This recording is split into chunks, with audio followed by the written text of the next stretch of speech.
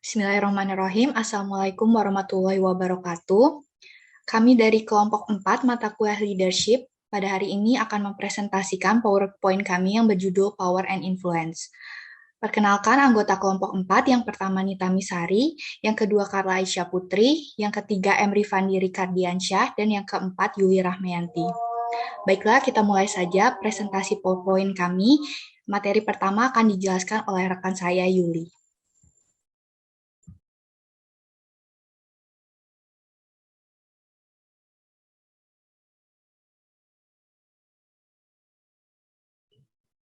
Pada materi ini kami akan membahas 4 poin utama. Yang pertama ada pengertian kekuasaan, yang kedua ada macam-macam jenis kekuasaan, yang ketiga ada pengertian pengaruh, dan yang terakhir ada macam-macam taktik pengaruh proaktif.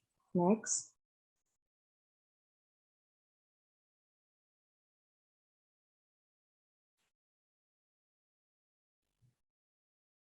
Power atau kekuasaan. Secara teoritis, power didefinisikan sebagai the ability to bring about change in one psychological environment, atau kemampuan untuk mendatangkan perubahan dalam lingkungan psikologis tertentu. Ketika pemimpin menggunakan power, maka bisa dipastikan bahwa semua anak buahnya melakukan apa yang ia inginkan. Power memang efektif karena memiliki kekuatan untuk memaksa. Hal ini membuat setiap orang melakukan apa yang diinginkan oleh pemimpin karena mereka merasa takut akan konsekuensi yang dapat diterima ketika mereka mengabaikannya. Next.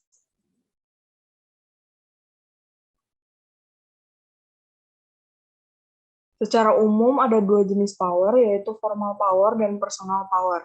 Formal power terdiri dari coercive power, reward power, legitimate power, dan information power. Ketika seseorang takluk karena ketakutan terhadap sesuatu, itu yang disebut kekuasaan koersif. Termasuk di dalam coercive power ini adalah contohnya golok, pistol, teror, massa, dan lain sebagainya. Selama seseorang bisa menakut-nakuti orang lain dengan kekuatan tersebut, maka bisa dikatakan bahwa dia memiliki coercive power yang kuat. Lain halnya bila orang merasa segan pada seseorang yang punya perusahaan karena dia yang memberikan gaji bulanan. Maka dalam konteks seperti ini termasuk reward power. Contoh lainnya adalah power yang dimiliki seseorang karena diberi otoritas untuk mengontrol sumber daya. Inilah yang kemudian disebut legitimate power. Terakhir adalah seseorang dianggap memiliki power karena dia punya akses dan kontrol terhadap informasi. Dalam konteks ini disebut information power. Selanjutnya ada personal power, terbagi menjadi 3. Yang pertama expert power, referent power, dan charismatic power. Expert power itu memiliki pengetahuan atau knowledge. Knowledge, skill, dan expertise. Referent power itu memiliki sumber daya, charismatic power itu keterampilan interpersonal yang hebat.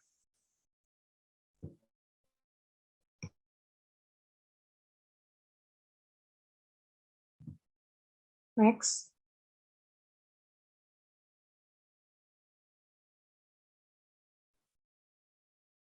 Lalu selanjutnya terdapat kontingensi kekuatan. Antara lain, yang pertama ada substitutability, yaitu ketersediaan terhadap alternatif. Lalu ada discretion, yaitu kekuasaan untuk membuat keputusan tanpa bertanya. Lalu yang ketiga ada centrality, yaitu sifat ketergantungan antara power holder dan lain-lain. Dan yang terakhir ada visibility, yaitu keberadaan.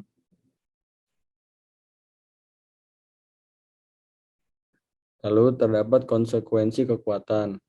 Konsekuensi kekuatan mempunyai 2 dampak. Yang pertama ada dampak yang baik atau good, yaitu mendorong mengambil risiko, kepercayaan kelompok lebih efektif, lebih termotivasi, puas terhadap pekerjaannya. Lalu dampak buruknya atau bad, yaitu tidak terlalu memikirkan konsekuensi dari keputusannya.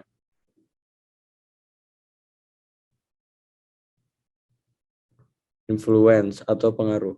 Influence didefinisikan sebagai penggunaan atau ekspresi atas power itu sendiri. Dalam pendekatan influence, seorang atasan membangun komunikasi yang intensif dengan bawahannya. Pendekatan influence memang tidak mudah dan membutuhkan keahlian dan keterampilan komunikasi dan kepemimpinan yang memadai.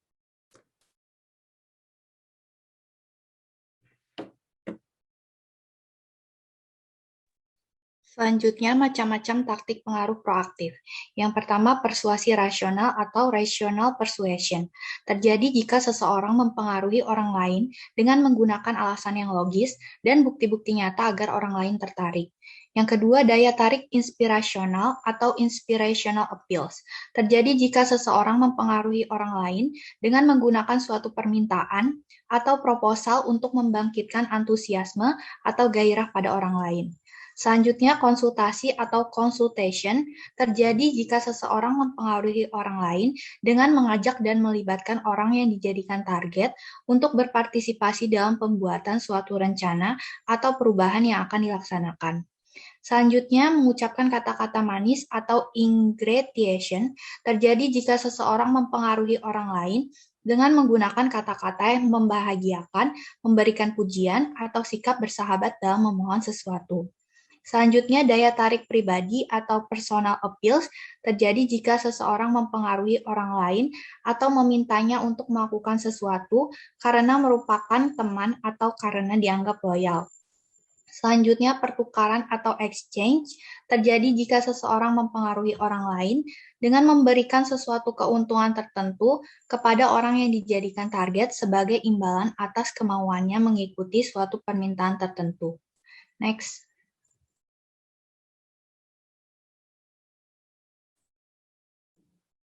Selanjutnya, koalisi atau coalition. Terjadi jika seseorang meminta bantuan dan dukungan dari orang lain untuk membujuk atau sebagai alasan agar orang yang dijadikan target setuju. Selanjutnya, tekanan atau pressure terjadi jika seseorang mempengaruhi orang lain dengan menggunakan ancaman, peringatan, atau permintaan yang berulang-ulang dalam meminta sesuatu.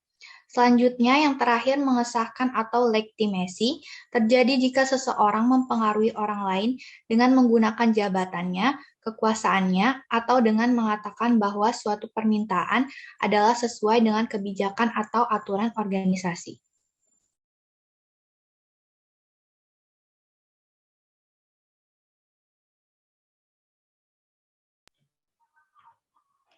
Selanjutnya itu ada konsekuensi and contingency of influence taktik.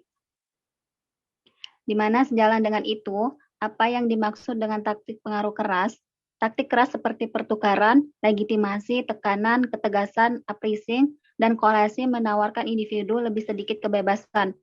Sementara taktik lunak seperti daya tarik pribadi, konsultasi, daya tarik inspirasional, ingrediational, dan persuasi rasional memungkinkan lebih banyak kebebasan dalam memutuskan apakah akan menerima atau tidak.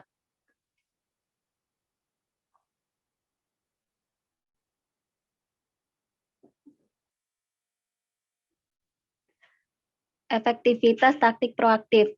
Taktik pengaruh proaktif tidak selalu diperlukan dalam upaya mempengaruhi. Ketika permintaan jelas sah, relevan untuk pekerjaan, dan sesuatu yang orang target tahu bagaimana melakukannya, maka seringkali mungkin untuk mendapatkan kepatuhan target dengan menggunakan permintaan sederhana berdasarkan kekuatan yang sah. Namun, ketika seseorang cenderung menolak permintaan sederhana, penggunaan taktik pengaruh proaktif dapat membuat upaya pengaruh lebih berhasil.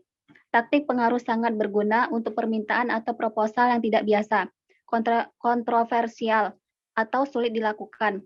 Atau ketika agen memiliki sedikit wewenang atas orang yang ditargetkan, misalnya rekan kerja, bos, atau klien.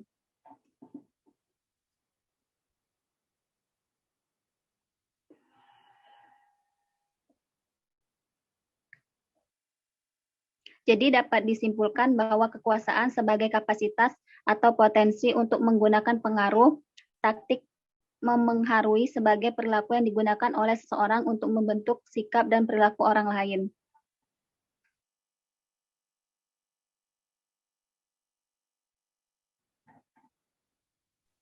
Baik, sekian presentasi dari kelompok kami. Kami mohon maaf jika ada kesalahan kata. Terima kasih.